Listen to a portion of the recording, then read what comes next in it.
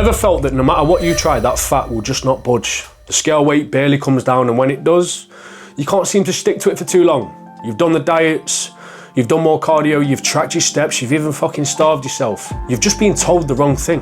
And these two mistakes are the things that I used to do, which stopped me from actually making any progress when it comes to fat loss for a long time. So stick around, because I'm gonna break both of these issues down, and I'm also gonna give you 5 actionable tips to implement into any diet to make any diet successful. Now I'm gonna give you a little bit of background on me, because I feel like you've probably clicked this video, you ain't got a fucking clue who I am. So I wanna make sure that you know who I am and what I've done and what I'm about. I have done 2 bodybuilding preps. I've competed twice in 3 different shows. So I have been as restrictive as you can be when it comes to dieting. I have also been out of shape. I've also lost myself a fair few times, been fairly fat. I've also done multiple bulks and felt like a bag of dicks. By the way, if you don't like foul language, you probably ain't gonna wanna watch these videos. But if you do, you're my person, so stick around. And I'm also a coach, and I've helped numerous guys get into sick shape. I'm just gonna dot them on the screen right now. Don't know where I'm gonna put them, probably on that side.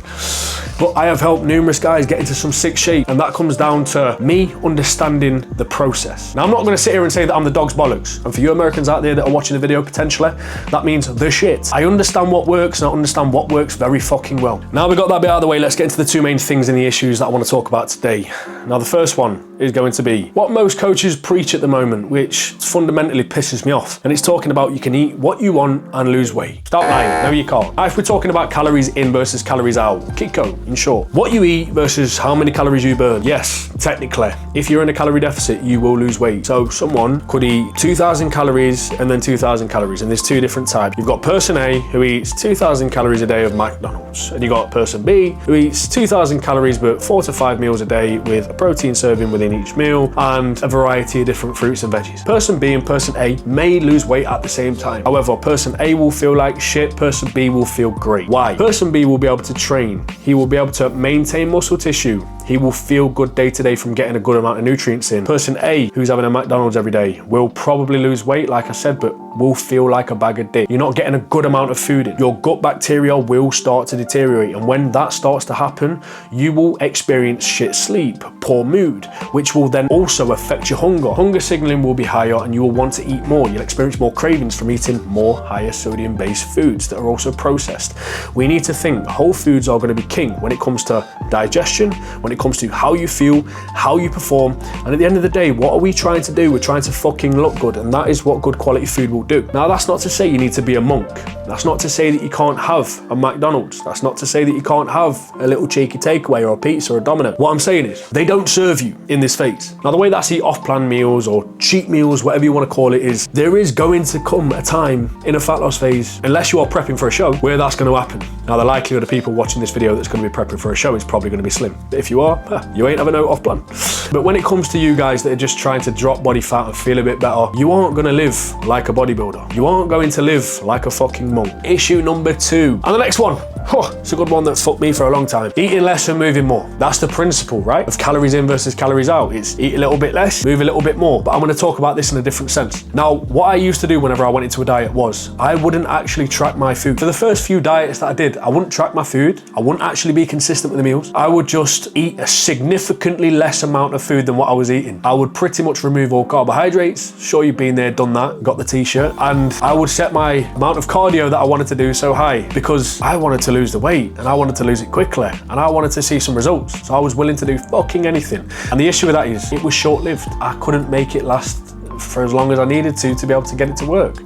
So by the time that I'd actually started seeing some results, I was already burnt out and I couldn't stick to it anymore. I felt like there was no point because the one thing that I do love and I do enjoy is training. And if you're just focused on eating less and moving more with no actual control around the type of food that's going in, the amount of calories that's going in, the consistency around those meals, your pre-workout meal and your post-workout meal, the peri-workout nutrition, you ain't actually ever going to get anywhere. And if you are someone that likes me, that enjoys training, you ain't going to be able to stick to that because you are going to lose your marble. Eating less and moving more is the main principle when it comes to losing weight. But when it comes to dropping body fat and doing it successfully over a significant period of time, that requires a little bit more thinking than just eating less and moving more. Now I'm going to give you 5 things to think about for your next diet and things that you can implement and prioritize when it comes to getting the result that you want to see. And they're quite simple. Set yourself an initial calorie and protein target. Those are going to be the 2 most important things. Calories, because that at the end of the day is going to allow us to drop the weight.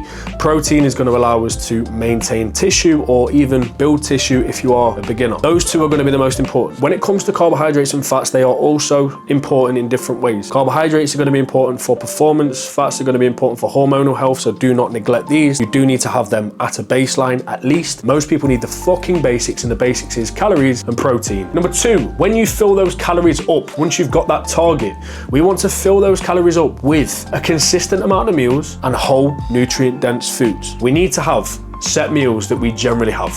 And I'm not talking about following a rigid meal plan. I'm talking about following a hybrid sort of meal plan where it removes the thinking. Now, I love a meal plan personally because it takes the thinking away from me completely, and I am happy sticking with the same shit on a daily basis. But for you, you might want a couple of options. So you might have 4 meals set out in the day. Those 4 meals might have 2 to 3 different options of meals that you actually enjoy. Now, when it comes to you saying, oh, I'll get bored really easily. Well, guess what? I get bored of not seeing no fucking results. So if you do want to see results, that might mean that you have to be a little bit consistent with a set amount of meals. And to make that as, well, not boring as possible, you may just want to switch up the sauces, switch up the seasonings. 3, cardio is a tool. Don't be a lazy so-and-so, do it. But understand, it is a tool. You might not need to do it at the beginning. You might just utilize it as something to implement when things maybe aren't moving. If you don't want to pull down food anymore, or put it in from the beginning, but put a small amount in. Don't use cardio as a means to rush the process. If you can commit to doing more cardio from the off, then do it. However, the issue that I used to have when it come to actually doing it and doing it successfully, I would throw everything at myself at once. I would eat a lot less and I would do loads more. When the best thing that you can do is have structure with food, be consistent with food, and do a bit more. Assess the initial response and then taper up with cardio and taper down with food when needed, making one change at a time. That's the focus that you need to have with cardio. Use it as a tool, not a means to bury yourself. Steps, number 4. Don't neglect the power of steps. You'll hear people talking about it's an underrated